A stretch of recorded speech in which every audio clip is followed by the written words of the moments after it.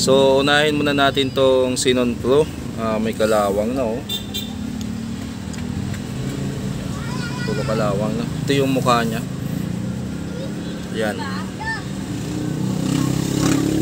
XE 1240. Ay wala po.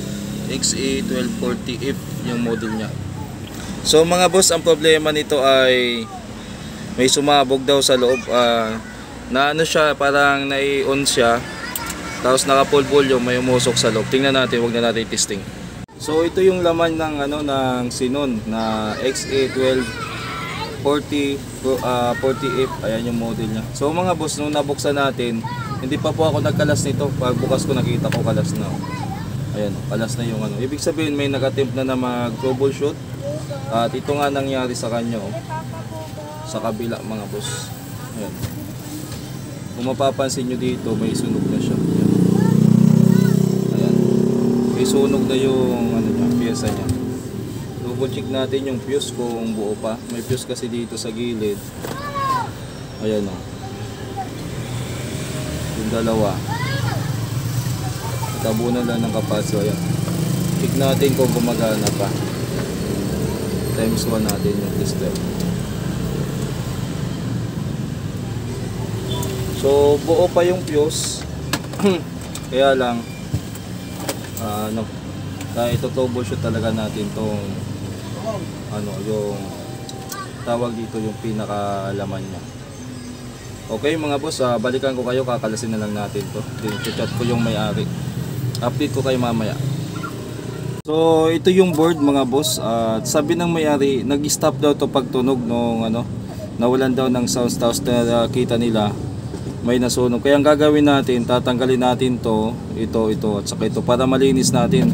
Then nakita ko yung board niya, wala pa naman siyang signs of repair. Ibig sabihin, nabuksan lang ng customer pero hindi naman in-attempt i-repair. Kumbaga, tiningnan lang at saka nilinis. Malinis pa yung board wala pa siyang hinang-hinang. Kaya ang gagawin natin, double check na lang natin yung mga pyesa dito kung may shortage. So dito muna tayo mag-test sa capacitor papunta sa speaker kung may short. Kung wala naman, ayusin natin yun, tapos testing tayo.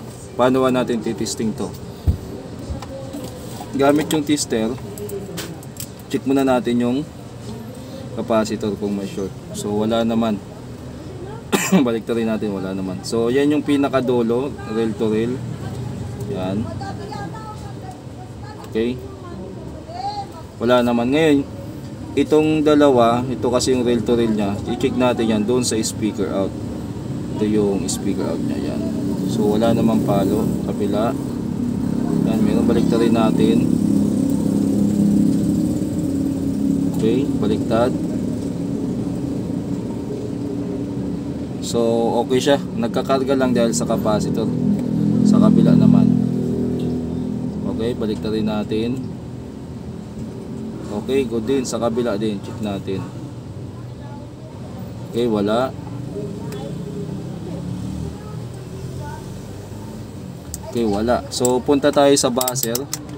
Check natin yung mga transistor. Base emitter muna. Walang nag-short.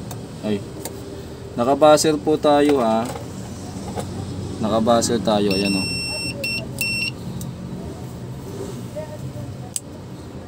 Yan, masilaw kasi yung yan. So check natin, wala. Wala. Uy, ito, shorted. Oh. Tama ba? So may nahuli tayong isa. Ito shorted ang transistor na to.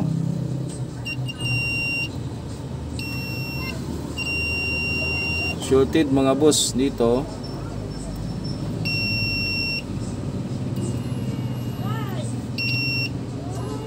So bakit siya ganon? Ito shorted talaga, baliktaran. Check nga natin sa resistance. Okay. So meron na siyang palo. Baliktaran. So anong gagawin natin dito? Ang gagawin natin ay kalasin natin to mga boss. Kasama sa kakalasin natin. Itong dalawa, ano ba to? Regulator ata ito eh. 940 at saka wala ba tong ano? Para saan ba to? Para sa regulator dito. Power supply para sa regulator dito sa relay. Ayan. Hindi na natin to isasama sa ano. Pakalasin na natin. So ito hindi na natin isasama. Ay, yung screwdriver pala natin hindi na maganda. Hindi tayo ng bago.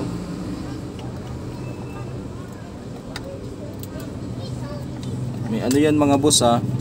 May insulator yan. Ayan o, naka-insulator po yan. Pati yung screw. Kaya double check nyo. Ayan o. On ko na pala yung panghinang ko. Hindi na natin isasama to sa mga ano natin, mga kakalasin natin. Naubo pa ako. May sakit po tayo habang ginagawa ko to. Medyo okay lang yung pakiramdam ko, kaya sinimulan ko na kasi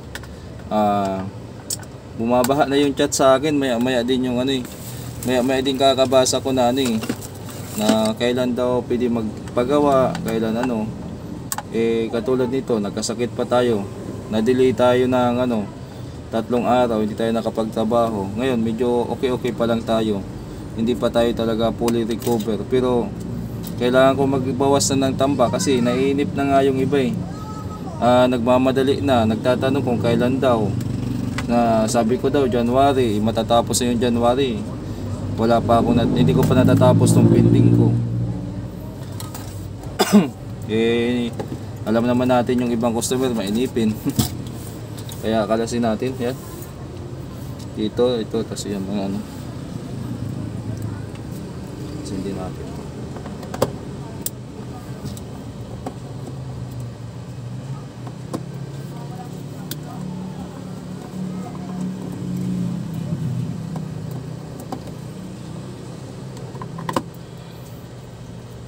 Pasensya na talaga mga boss kung nadidili tayo ng sobra-sobra. Unang-una mag-isa lang ako, mabagal pa kumilos. At yung mga ginagawa natin ay hindi naman yung tipong isang araw lang natatapos o madadali lang ang trouble. Kaya di ko tinatanggap din yung iba na ano, na hindi pa naman sigurado na agad matatapos o magagawa kasi aasa na baka inaasikaso ko na. Danas na danas ko yan mga boss. yung kinausap na maayos, paulit-ulit mo nang kinausap na boss, yung amplifier mo hindi agad maasikaso yan kahit ipaiwan mo kasi may mga nauna pang nakapila. Tapos makalipas lang ng isang araw, magchat-chat na kukumustahin na yung dinala niya kung naasikaso na ba. Kakausap ko lang nung dinala, kinausap ko muna, sinabi ko na hindi agad-agad maasikaso yan kasi marami pang nauna. Then magchat-chat pa rin, kukumustahin pa rin kung nagawa ko na daw. Sinasabihan ko na, sabi ko di ba nag-uusap naman tayo na ano, na hindi agad maasikaso nga kasi may nauna. Dinala pa rin. Kaya yan, sana maunawaan nyo bakit hindi na ako nagbibigay ng address ko kung saan, kasi ayoko na yung mga biglang sumusulpot. Hindi naman lahat, pero meron talagang mga kalusot. Nasisira yung ano. Nga pala, mahirap pinangin tong ano eh, kasi hilaw yung hinang niya. Kaya pinapatungan ko. Pinapatungan ko yung tingga. Ang hirap niya tunawin. Oh. I-adjust ko nga yung temperature. Mahirap siya tunawin mga boss.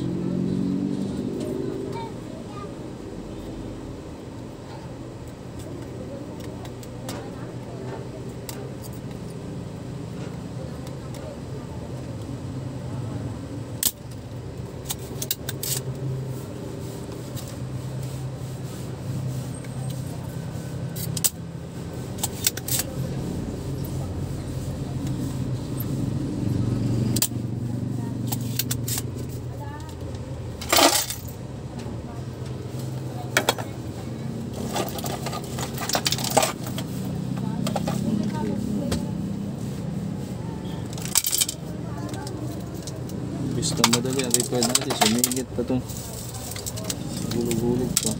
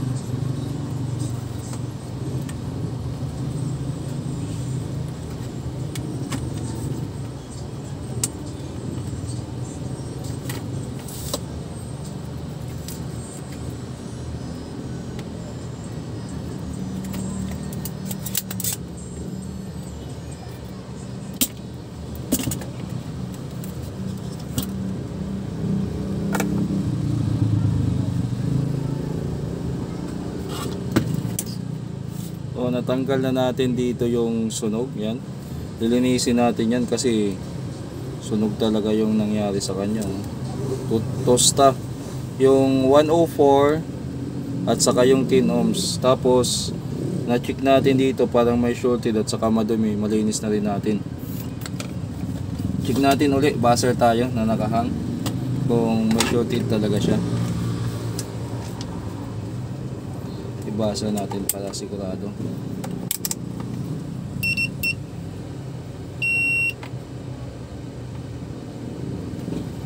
So naka one way. Di naman, mga may problema ata itong ano ko. So naka-diode siguro itong buzzer ko. Double check ko na lang pag ano.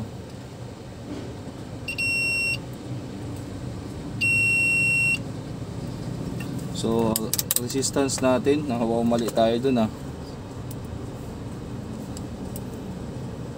Double check natin kung okay pa. Kasi wala naman tayo na check na shorted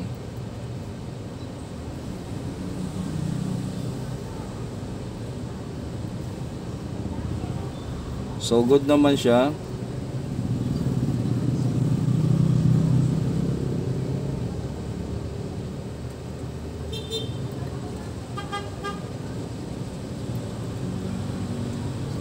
Wala namang problema. Ano lang tayo doon, nawamali lang.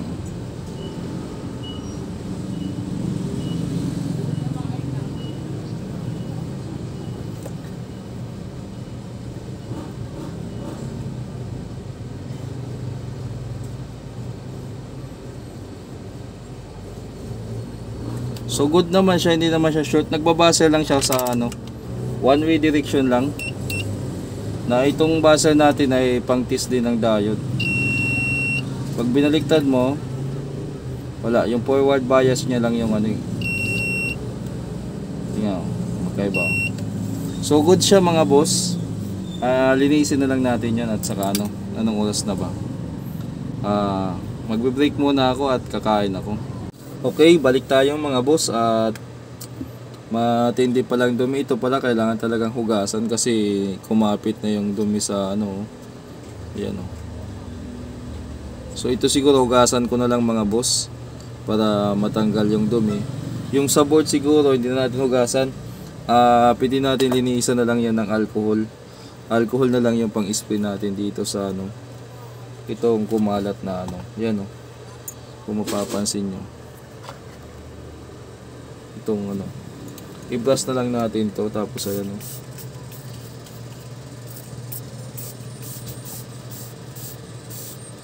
patuluin lang natin yan.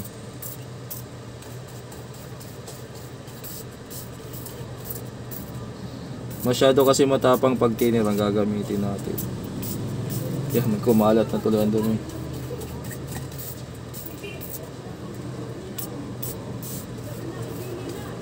Yan.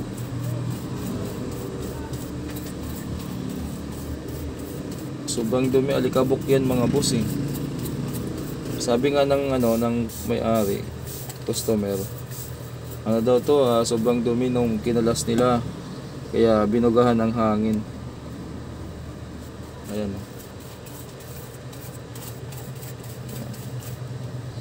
Tingnan nyo yung na yan. Ay, lumalabo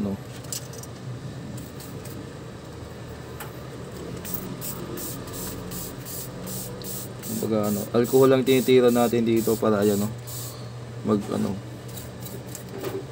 ano ba yan? Malabo ng camera natin Pasensya na mga boss. Next time siguro pag kumita tayo, bili tayo talaga ng magandang camera. Asar na rin ako dito sa camera ko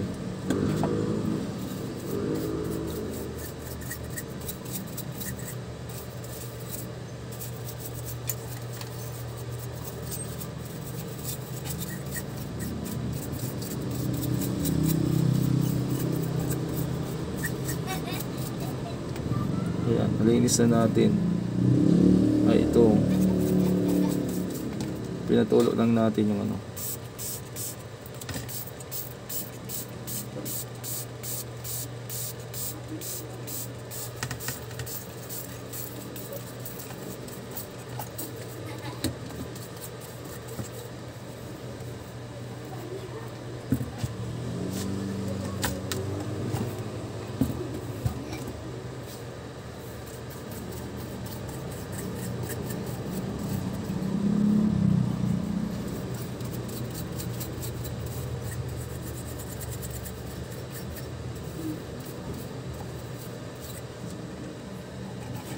So malinis na yan.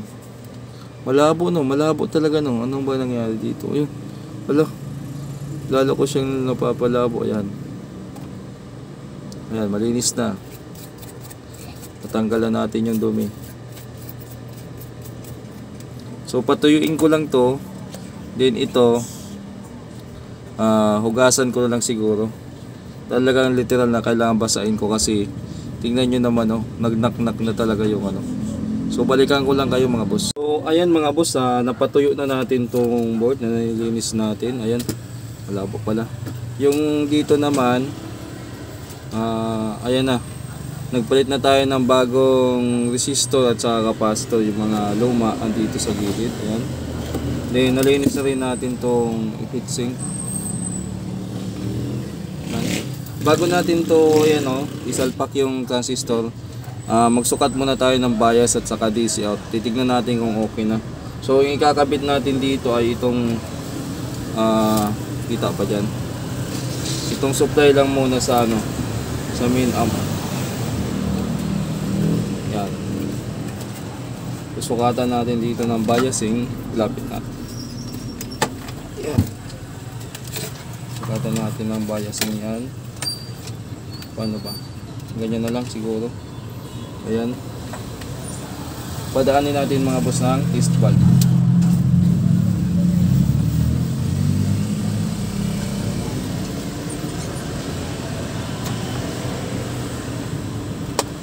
Kuha din tayo ng tester para pang monitor. Ayan, atas natin yung ating Ayan. Suka tayo dito, bias, tapos para safety first, gagamit tayo ng test bulb. Saan ba yung power nito? Ito, kabila. Una na natin steady. Papadaanin ng test bulb mga boss. So nasa likod na ng camera yung test bulb. Set na natin yung tester natin. Yan, DC. Tapos on ko na. Ayun. Kick na tayo. 0.4 0.4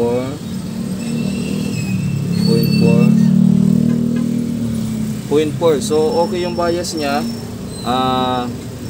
Magkakabit tayo ng power transistor din. Itatry natin kung gagana.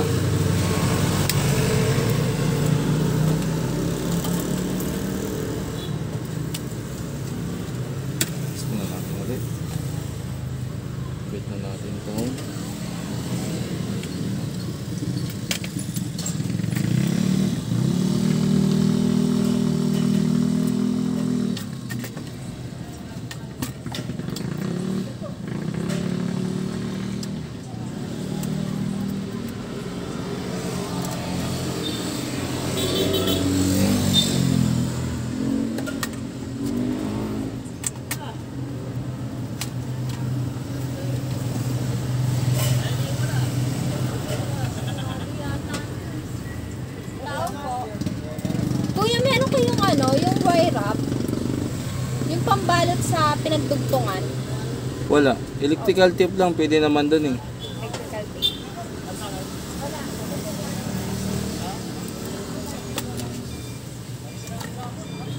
Okay, pasok na. Ayan, yung kabila na lang.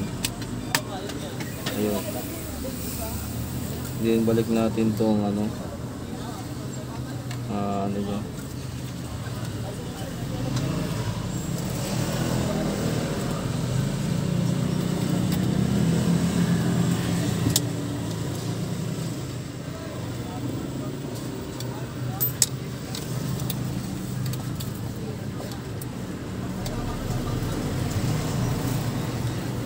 Ayun, pumasok.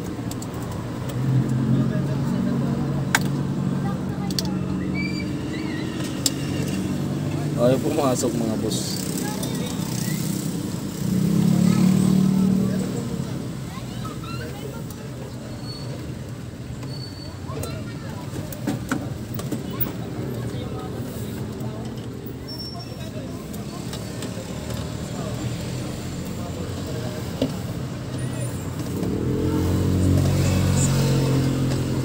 Okay.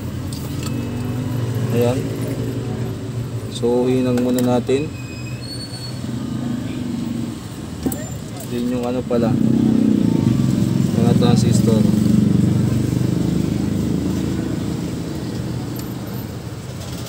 Kuya, okay na daw po ba yung extension na pinagawa? Alin?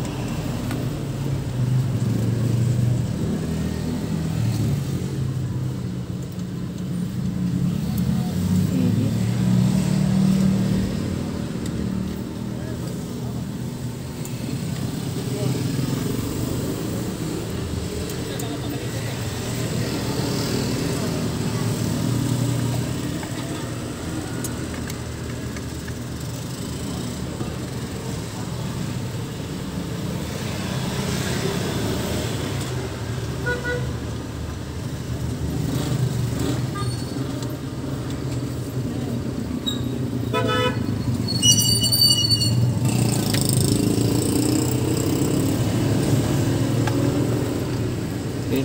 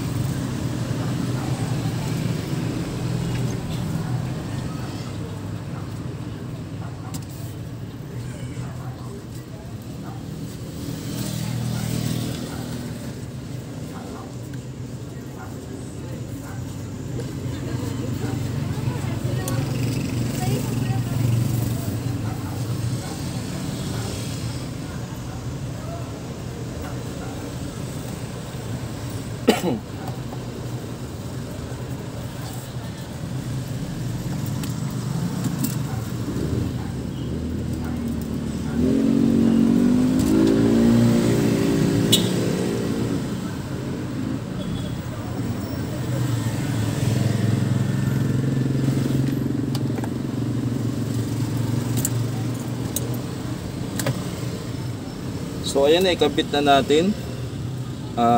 Try natin ikabit lahat ng supply. Then testing natin. Paano ba? Ikasalpak na lang natin tuloy sa kaha mga boss. Para sigurado. Punasan na.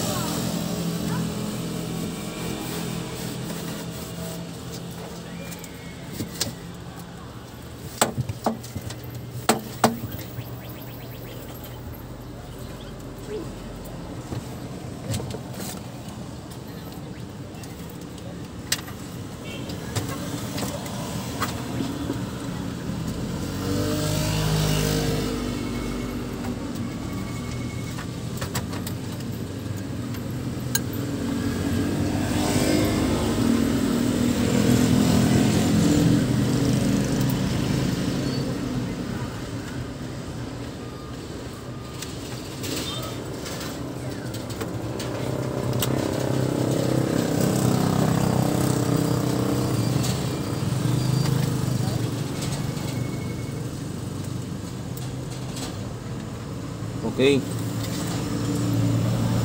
So, ayan na, naikabit na natin.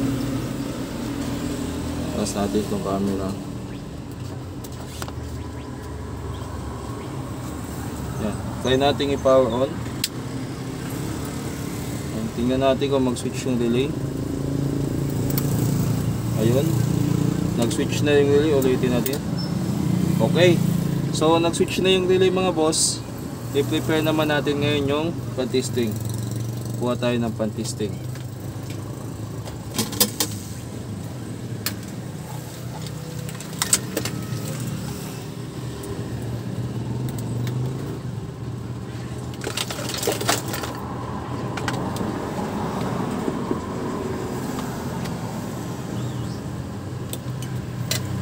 Ito yung pang-audio natin. Ayan. Balik na rin natin mga boss kasi andun yung dito sa papila yun. Pinaka input. Input tayo dito sa CD. Yan. Then yung speaker natin ito. Dito tayo dito yung speaker. Iipit lang muna.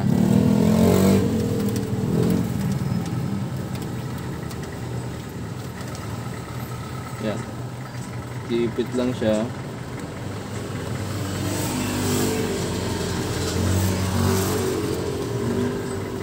So power on. Volume baba.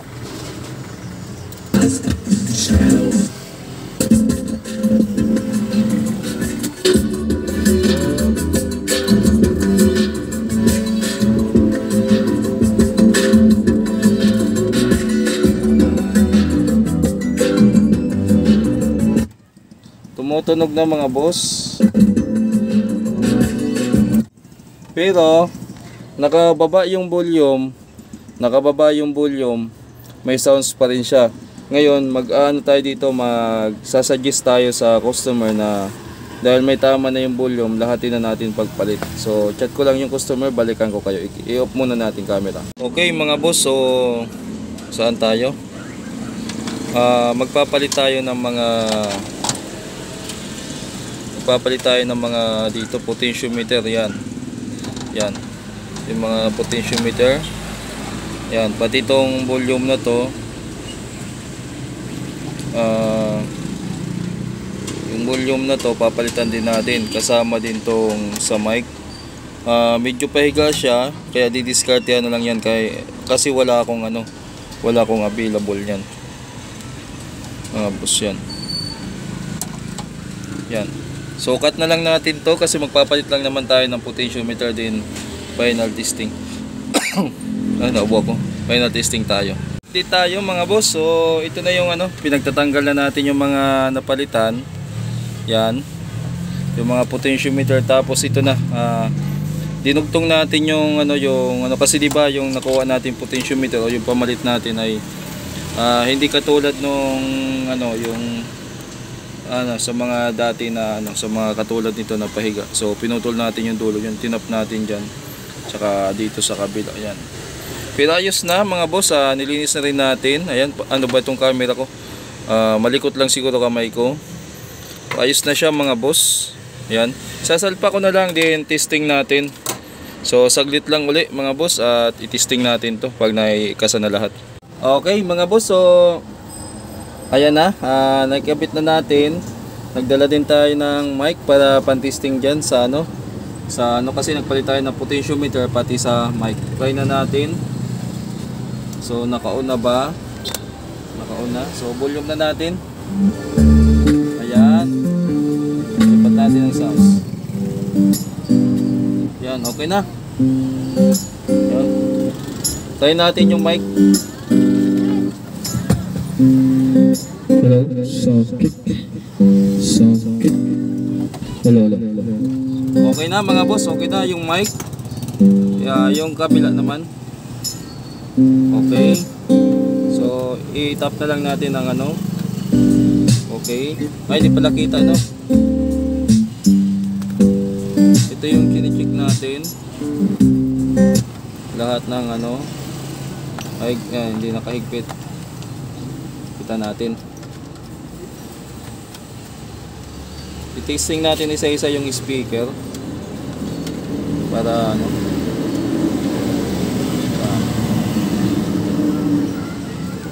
Okay.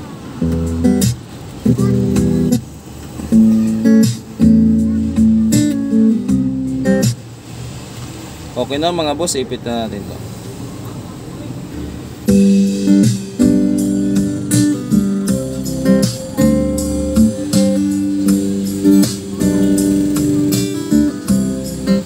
Okay, tapos na.